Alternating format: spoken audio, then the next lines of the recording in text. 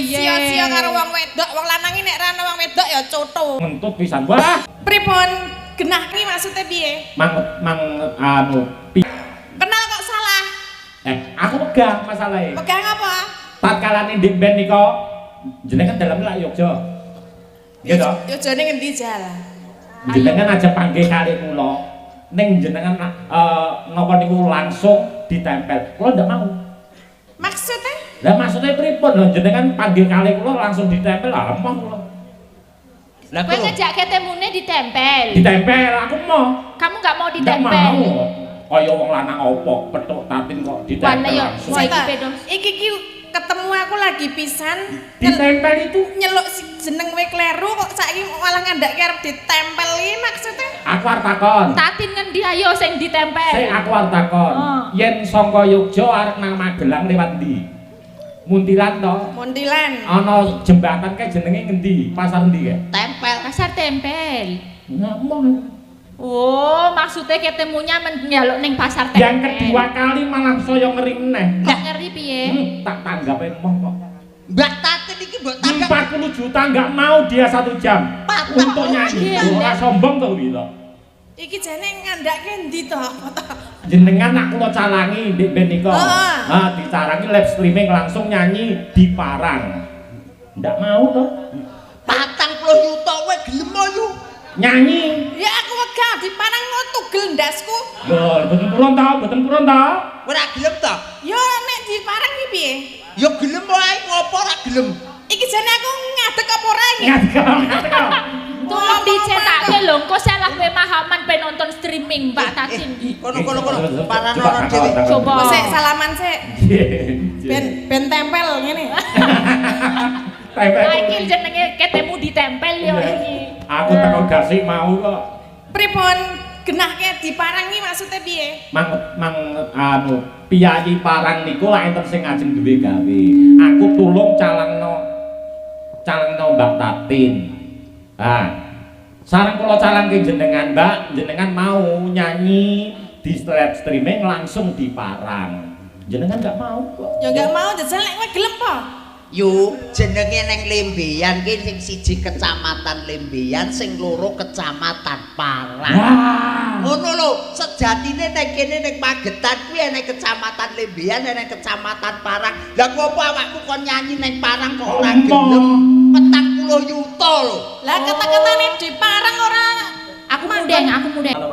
Lah ya kuwi nek urusan di Parang di Palu ya kaya ngono. Ora ngono, ayo ora jelas kok mau ngerti-ngerti. Kene ya ora gelem to nek misale arep ditangkap 100 juta tapi di Palu wegah padahal di Palu tuh di mana tahu enggak?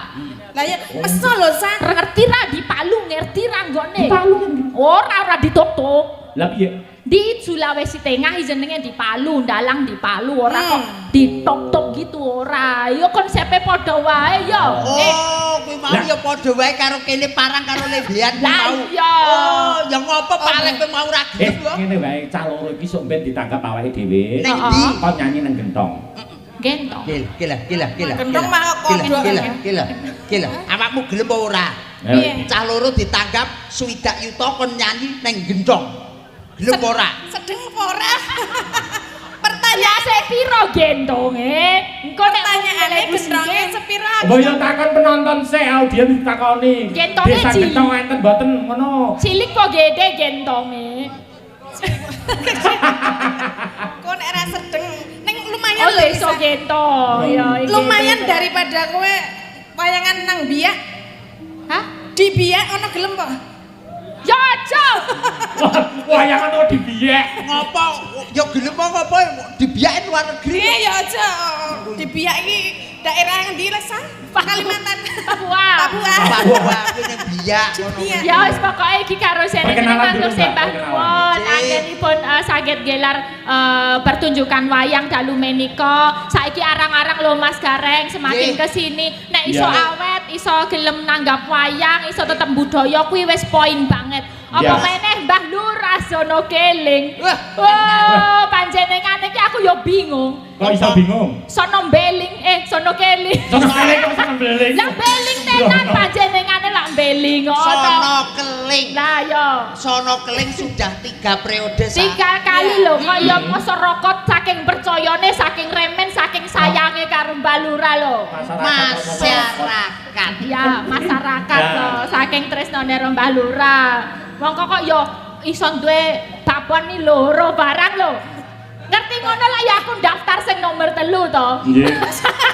Masa kowe arep daftar? Lah aku yo ora payu-payu sih prene kok. Awakmu ki ditangkap ping pindho ngono Lah, wae iya. kok wis ngerti lek Mbah Lurah. Lah yo wis apa lagu wis plek ngene wis ngene. Karo Mbah Keling. Lah kandhani Mbah Keling ini saking gininya kan yang beliaunya sahabate akeh. Sedaya lurah-lurah sak kecamatan. Kecamatan. Ya Kabeh iso putrek. lembean iki kabeh yo rawuh matur sembah nuwun. Yang hadir di streaming juga disapa Mbak Tatin. Ada yang minta Pak Waris Sugiono minta podang kuning ini. Tadi ada titipan boten. Tadi dari Mbah Lurah ya pengen naik panggung. Dari Ibu Bendahara Desa nggih badhe nembang. Jas. Pokoke lek dulur lembean kabeh wayangan kudu gruduk munggah panggung. Kabeh. Komplit niki penggemar Mas Trimo Pratama nggih kepareng rawuh sak CS iki. Oh nggih, Pak Trimo menika penggemar wayang sesungguhnya. Di mana papan, di mana tempat wayangan beliau nyusun. Mas Asem Rosanto, Mas Bambang komplit. Saking Ngawi, saking Bojonegoro komplit sami rawuh. Wah, elok sangat. Ugi Mbah niku panyuwunipun apa? Podang kuning, Podang wonten kuning, sesi podang deman kuning. juga. Monggo mengke dipunaturaken setunggal-setunggal. Ada yang lain, Mbak? Oh, nggih enten Gubuk Asmara. Nggih. Ingkang pundi remiyen monggo Pak Dalang, Pak Alex. Nganggo ka.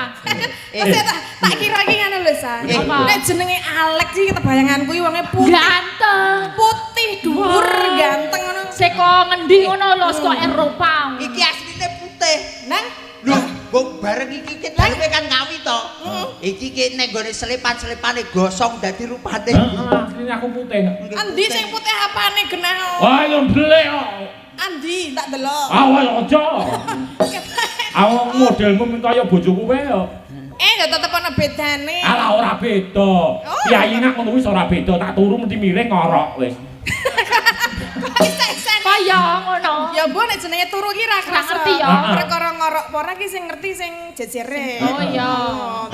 Berarti jenengan ra tau turu to? Wah, aku nak turu nang gurine bojoku ora betah kok. Lah Lah apa? apa? Miring ngorok ngentut pisan. Wah, Oke, ngono gawe daster kuning wis klomoh. Ya biyen katon apa saiki katon Nah, apa? ya lek oyak-oyak Oleh kepiye? sia-sia karo wong wedok, wong lanang iki nek ra ana wong wedok ya coto. Wi. kok iso? Ya jajal arep Apa? arep jepit kelangan apa piye? Hah? Oh iya. Podang kuning dibawani ya to. Podang Oh, kuning Cik. podang kuning nggih, pamundutan iki wau sedaya perangkat desa. Cik, Nggih, kalian niki Pak Waris penangkane, Sugiono, nggih. Surabaya. Ugi Mbah Guru ingkang saking Laladan Dukuh. Nggih, Pak Guru. Nggih, Sing Mbah Guru, Dukuh. nggih. Nggih. Monggo-monggo. Yen Dulur kula saking Tapen sami rawuh. nggih, alhamdulillah. Nggih. Nadyan wujud temong beksi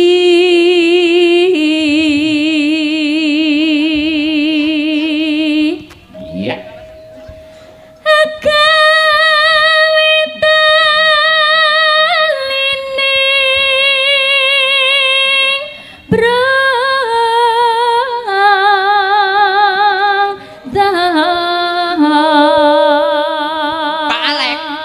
Biasane wau yen ngendikan teng pecotot. Hmm. Niku masa bawa suarane ya kepenak. Lah kok piyayi budaya kok arek kok ngene iki dalang lho iki. Mbak Elisa, Dalang.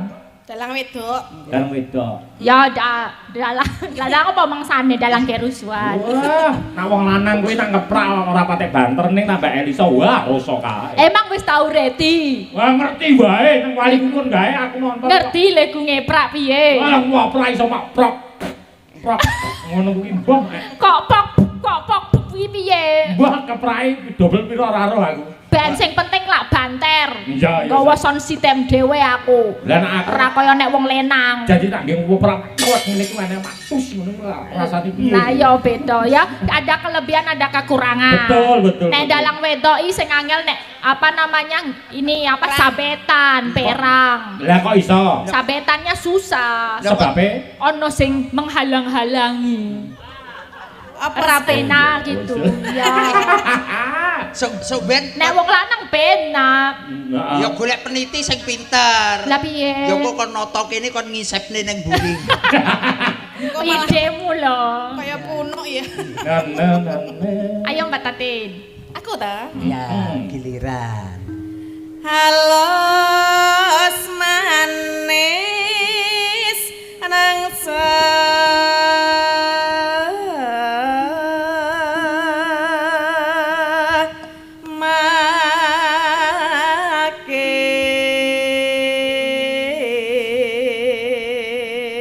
Ambok bilika kepareng rawuh Pak Alek, Mbak Tatin, Mbak Elisa, beliau Pak Samsi, beliau mantan wakil Bupati Magetan, Pak Dan Ramil Lembian, lurah-lurah sekecamatan Lembian. Masuk sembah nuwun Mbah Lurah Sidoyo.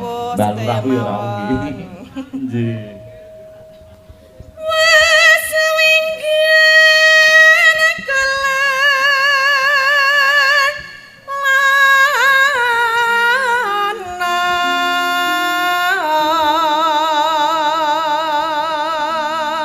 Mbak Tatin ini munggah dirasani. Pripun ta? Niku lho, tiang-tiang niku. Leng rasane? Biasane lak jenengan kalih almarhum nika teng TV-TV. Nggih Pak Seno Nugroho. Nggih pripun? Nggih, dikira niku jenengan cilik bareng gedhe bake gedhe itu waduh gedhe. Ora melu-melu aku nek wis nyebut iki ra melu-melu Mas. Rawani Pak. Tiang-tiang niku lho mang takoni sing brengos niku. Nggih Pak Alek ki ora ngerti ya saya. Ora ngerti sane nggon iki. Wong dalang Blitar ngomong niki gedhi bahaya balik dalang dicucup bun-bunane. Ora apa Ki padake aku demit. Kula cilik napa gedhe mang takon. Para penonton kula gedhi napa cilik? Gedhe. Sik. Gedhe napa cilik? Gedhe napa cilik? Oh ya wis ra apa-apa ten gedhe. Niki jenengan tak dereng ngerti niki ki jane kula ki cilik. Tenane. Tenan. Hah apa? Jenengan nak ming weruh blegere kula sing gedhe. Heeh. Ana sing cilik kok liyane ya. Apa ya Mas ya? Hah? Sing cilik kira-kira apa ya Mas? Ngapa kok mlayu-mlayu? Ngapa kowe? Enggak ngerti aku. Duduane ta, Tit? Ngopo? Kok duduan padake? Engko tak fotone tak lebokne WA-ne jenengan ya. Alah ngono tak padune ra. WA-ku karo WA-mu kok saling pita? WA-mu lebokno WA-ku. Terus WA-ku lebokno WA-mu. Jarene WA-mu cilik. Apa sedeng WA-ne kula gedhe kok. Iki lho jenenge apa jenenge? Wow. WhatsApp. Tak kira WA. tak kira lek Tua temak teratak aku. Bahasane piye WA-mu? Lebokno nggone. WA-ku. Heeh. Lan WA-ku lebokno WA-mu. Lah gonmu cilik apa sedeng iki gedhe. Wandang. Kuwi lho foto-foto ngono lho. Ya. Balisa lanjut. Aku karo dalange ketoke kok kaya ra cocok iki ya. Kok iso ra cocok? Ketok men senti. Wong aku lagi lingguh wis nganu lho. Lagi lingguh wis dijak omongan Mbak Titin kleru, kleru. Ngejak nang ngendi kuwi mau. Kula niku krungu omongane wong nak omongan karo Titin kuwi jajal klerokno. Pak Alek. Nuwun sewu. Aja Titin ke bakul wedang.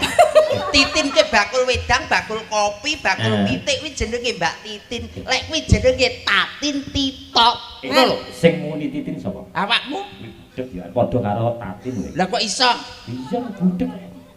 Lah kok malah ngoneke budhek. Lah iya. Lah jenengan ngerti apa? Apa? Asmane sinten? Aku to? Heeh. Ya jelas ngerti wong jenenge dhewe kok ora ngerti. Sinten? Tatin Titot. Tatin Titot. Daleme pundi? Saking Sentolo, Yogyakarta. Mana? Lho, budhek ta? Ora genah wae. Kowe krungu ra sing cerak? Ya cuk krungu. Krungu. Wong tak kene wong bolone iki bendina payah karo Pak Alek kok. Dites yo Pak. Lah tak takon rek. Alah siap. Gareng. Ya, Jenengmu sapa rek? Kula jeneng kula Gareng Pacitan, asli kula Kabul. Anak pira rek? Anake loro sing siji SMP, siji kuliah semester 6, Mas. Nah. Alah sing siji neng Bangka kono dadi nyambut gawe tukang sapu. Lho genah. Enak. Kupingmu lancang ta. Lho cah kene bendi ngawur lho Mas. Lah iki dalange wae ra cetha mek ngombleng. Coba aku jadi penasaran coba apa? Namanya siapa? Elisa Urcarus Alaso. Tinggalnya di mana? Di Yogyakarta de Magijo. Mana? Ora cetoi. Kandhani kok. Berarti kaya budek kowe. Ngomongnya ngomongke sapa kok genah kaya genah kok lho. Jajal pisan kas. Piye sapa sing arep? Namanya siapa? Aku apa gareng? Awakmu kuwi lho. Aku Elisa Urcarus Alaso. Ayo.